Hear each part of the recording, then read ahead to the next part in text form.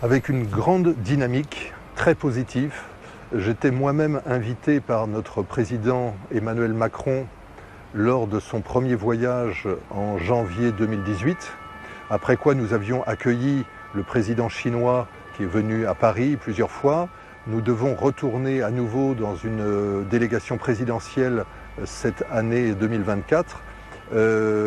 Ces échanges nous montrent qu'il y a une grande dynamique du monde agricole en Chine qui veut également changer de modèle, qui veut avoir des produits plus sains pour les populations parce qu'il y a un impact sur la santé, sur l'environnement et sur l'économie d'une manière générale. Donc la Chine est très au fait de ces changements.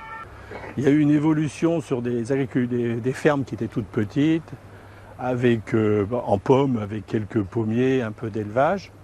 Certes, dans certaines régions, le Gansu, etc., des régions qui sont plus rurales, plus agricoles.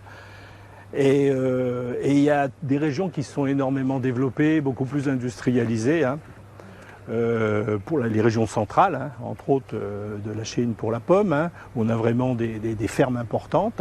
Et alors déjà, on accueille souvent des délégations chinoises ici pour qu'ils voient un peu comment justement on fait de l'agriculture en ville, pourquoi on fait de l'agriculture en ville, comment on réalise justement des tours comme ça qui produisent des fruits et légumes. Et après, il y a un peu de coopération aussi au niveau de si peut-être il y a des installations de végétalisation en Chine où ils essayent de voir justement comment on peut répliquer ce type d'installation là-bas. Nous, on est vraiment spécialisé dans un domaine de production de fruits et légumes très localisé pour de la distribution aussi en local au même endroit.